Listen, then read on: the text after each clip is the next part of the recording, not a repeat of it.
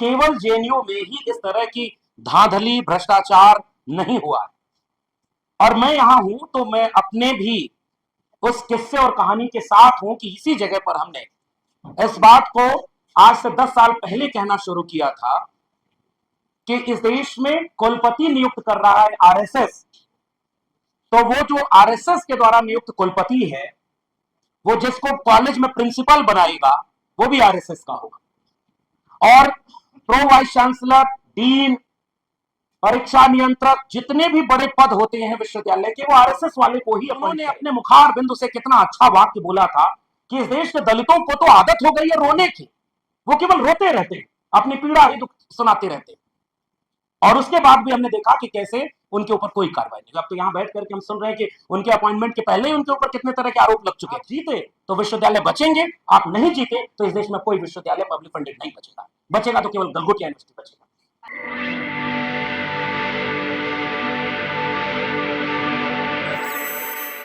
जरूरी press conference को आयोजित करने के लिए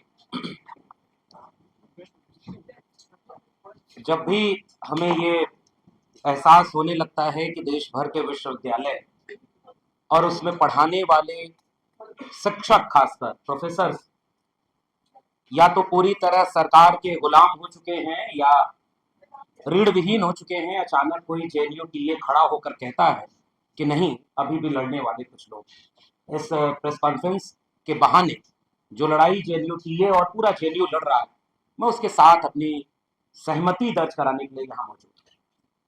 और जिस वक्त ये लगता है कि अब इस देश का सारा मीडिया केवल सत्ता के दरबार में दरबारी बन चुका है, उसी बीच कोई रिपोर्टर्स कलेक्टिव आज के हमारे सामने ऐसी एक खोजी पत्रकारिता करता है जैसी खोजी पत्रकारिता की हर एक विश्वविद्यालय को जरूरत है। केवल जेएनयू में ही इस तरह की धांधली भ्रष्टाचार नहीं हुआ और मैं यहां हूं तो मैं अपने भी उस किस्से और कहानी के साथ हूं कि इसी जगह पर हमने इस बात को आज से 10 साल पहले कहना शुरू किया था कि इस देश में कुलपति नियुक्त कर रहा है आरएसएस, तो वो जो आरएसएस के द्वारा नियुक्त कुलपति है वो जिसको कॉलेज में प्रिंसिपल बनाएगा वो भी आरएसएस का होगा और प्रो वाइस चांसलर, डीन, परीक्षा नियंत्रक, जितने भी बड़े पद होते हैं विश्वविद्यालय के वो आरएसएस वाले को ही अपॉइंट करेगा।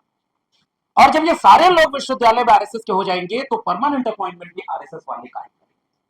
और इसीलिए शायद मैंने अपनी तो किताब लिख करके प्रोफेसर की डायरी ये बात कही कि देश भर के विश्वविद्यालय को आरएसएस ने अपने कब्जे में ले लिया। मैं जब आज यहां बैठा हूं तो आज से चंद रोज पहले की बात होगी, दिल्ली विश्वविद्यालय की एक कॉलेज है, उसमें एक लेडी शेड्यूल कास्ट पोस्ट थी, वो असिस्टेंट प्रोफेसर की, उसका अपॉइंटमेंट हुआ।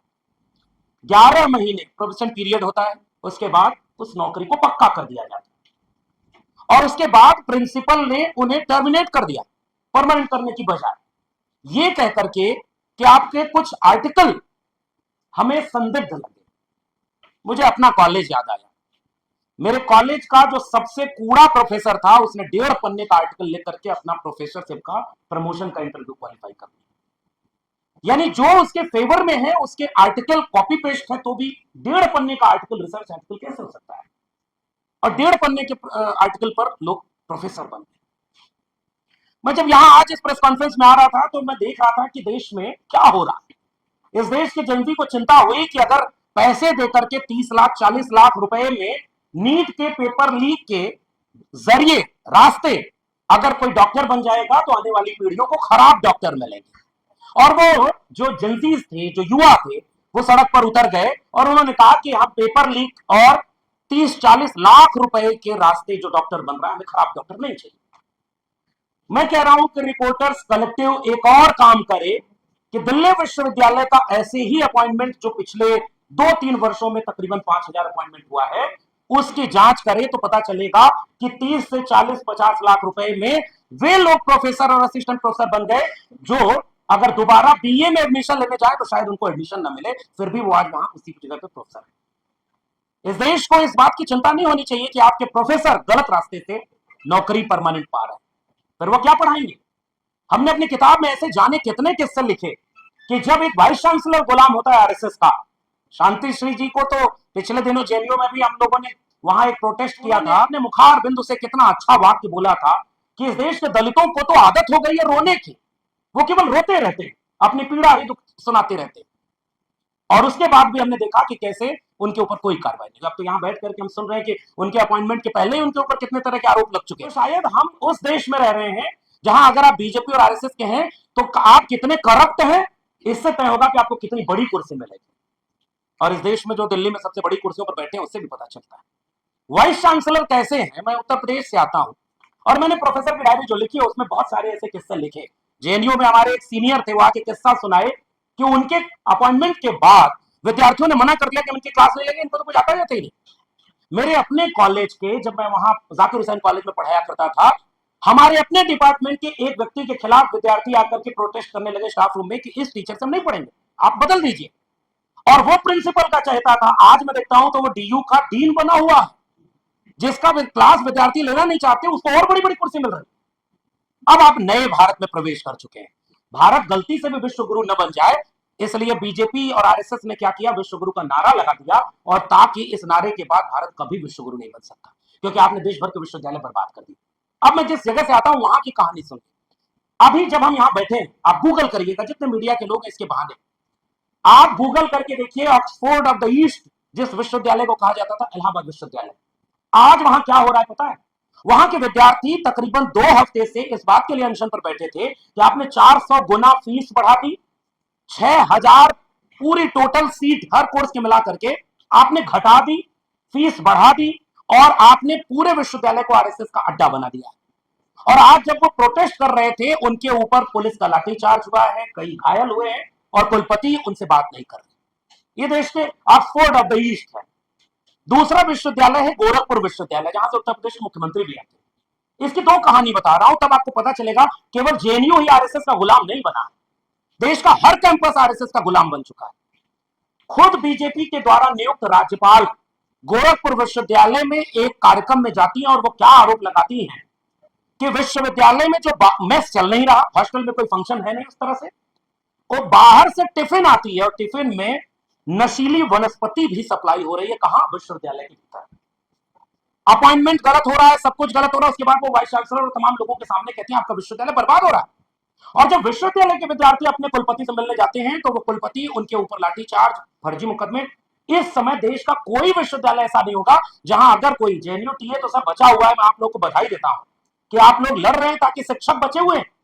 इस देश भर के कैंपस के हर शिक्षक अब केवल प्रमोशन या किसी कमेटी में मेंबर बनने के लिए सरेंडर कर चुके हैं। केवल देश के प्रधानमंत्री के लिए नारा नहीं लगता है कि वो सरेंडर हो चुके हैं देश के बाहर। इस देश का हर विश्वविद्यालय ऐसे ऐसे तमाम लोगों से भरा पड़ा है। और एक कहानी बता दूं, देश भर के विश्वविद्यालय से जुड़े लोग शर्मिंदा होंगे उस दृश्य को देखकर, जब इलाहाबाद विश्वविद्यालय के विद्यार्थी प्रोटेस्ट कर रहे थे फीस वृद्धि और सीट कटौती के खिलाफ, तो वाइस चांसलर जो आरएसएस की है उसके कहने पर विश्वविद्यालय के प्रोफेसर और कर्मचारी अपने विश्वविद्यालय के छात्रों के खिलाफ आंदोलन करने उतर गए। और ये दृश्य हमने अपनी किताब प्रोफेसर की डायरी में भी लिखा था कि जब हम एडहॉक हुआ करते थे और हम अपने वाइस चांसलर से कहते थे कि आप परमानेंट क्यों नहीं कर रहे, तो हमारे खिलाफ उन गार्ड और कर्मचारियों को खड़ा किया जाता था जो खुद एडहॉक पर होते थे। तो किसी भी राजा के लिए सबसे अच्छा दिन वही होता है जब प्रजा को प्रजा से लड़वा दिया जाए। और ये विश्वविद्यालय में हुआ। अभी हमारे पूर्व एक पत्रकार महोदय कह रहे थे उड़ीसा में 14 वाइस चांसलर नहीं थे, बीजेपी की सरकार बनी, सारे वाइस चांसलर आ गए। हम तो दिल्ली विश्वविद्यालय में हमने देखा 2000 लगभग 2010 के बाद से 2014 में सरकार बन गई, फिर भी वीसी अपना नहीं था। 2019 में सरकार बन गई, तब भी उनको हिम्मत नहीं हुई कि परमानेंट अपॉइंटमेंट कराएं। जब उन्होंने प्रिंसिपल अपने बनवा लिए, वाइस चांसलर अपने बनवा लिए, सारे आरएसएस के बनवा लिए, उसके बाद 5000 पोस्ट पर उन्होंने परमानेंट अपॉइंटमेंट कर दिया और सारे आरएसएस वाले। और आज क्या हो रहा है? जेएनयू का मैं एक दृश्य देख रहा था, मैं हिंदी विभाग से था, हमारे हिंदी विभाग की वाइस चांसलर जेएनयू में जो शाखा की परेड चल रही थी उस पर पुष्प वर्षा कर रही थी। वो कभी भी अपने डिपार्टमेंट में उन बच्चों को रिसर्च में एडमिशन दिलवाएगी क्या जो आरएसएस से अलग राय रखते होंगे? जब वो सारे लोग आरएसएस वाले भर गए तो आप कल्पना करिए कि पीएचडी में एडमिशन से लेकर के जो वाइवा में नंबर मिलता है वो सब ये देख कर दिया जाएगा कि कौन किस विचार का है। और इसलिए हम आपसे ये गुजारिश करने आए, फ्रॉड इतना हुआ, मैं रिपोर्टर्स कलेक्टिव को बहुत धन्यवाद देते हुए कह रहा हूं कि आप एक बार देखिए ना कि कैसे आपने केस यहां पर दिखाया है। तकरीबन 7-8 केस आपने बताया। मैं अपनी बात को आपके मामले पर जोड़ रहा हूं। आपने कहा कि जो शॉर्ट लिस्टेड नहीं थे उनको भी बाद में जोड़ा गया और वही अपॉइंट हो गए। मैं इलाहाबाद विश्वविद्यालय में खुद अप्लाई करने वाला एप्लीकेंट था, और वहां पर हमने देखा कि दोबारा एक लिस्ट निकली, 10 अपॉइंटमेंट अगर हुए तो जो दोबारा लिस्ट निकली उसमें से 8 अपॉइंटमेंट हो गए। फिर ये लिस्ट कैसे निकली थी जो दोबारा आई थी? ये इसीलिए थी क्योंकि अपने लोग उस क्राइटेरिया में नहीं आ रहे थे। अब तो उन्होंने क्राइटेरिया बदल दिया, प्रोफेसर ऑफ प्रैक्टिस। ये क्या है? अगर आपके पास नेट नहीं है, जेआरएफ नहीं है, पीएचडी नहीं है, और अगर आपके पास आरएसएस की शाखा वाली प्रथम वर्ष दीक्षित, द्वितीय वर्ष दीक्षित, तृतीय वर्ष दीक्षित अगर आप हैं, तो आप डायरेक्ट प्रोफेसर बन सकते हैं, डायरेक्ट वाइस चांसलर बन सकते हैं। सब तो आरएसएस के कब्जे में चला गया। और आरएसएस ने क्या किया? इस देश में जितने लोग बोलने वाले थे उनकी सीटों पर एनएफएस करवाया। यही जवाहरलाल नेहरू विश्वविद्यालय आज से तकरीबन 10 साल पहले छात्र संगठनों ने एक ऐसे ही बुकलेट जारी करके ये बताया था कि इंटरव्यू वाइवा जो होता है पीएचडी के एडमिशन में, उसमें जाति देख करके नंबर काटा जाता है। हमारे एक मित्र थे, आदिवासी परिवार के आने वाले, उनकी बहन को 1 नंबर दिया था, अगर 3 नंबर देते तो उसका सिलेक्शन हो जाता, लेकिन जेएनयू में नहीं।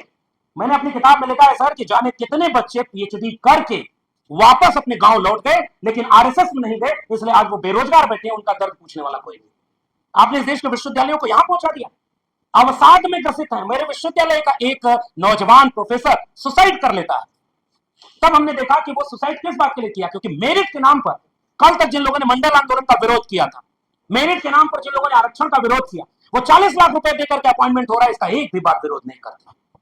एनएफएस होता है, एससी एसटी ओबीसी पोस्ट पर, इसका विरोध नहीं करते। मैं इसलिए बधाई देता हूं रिपोर्टर्स कलेक्टिव और जेएनयू टीए का, जेएनयू एसयू का, क्या वो आखिरी लड़ाई लड़ रहे हैं।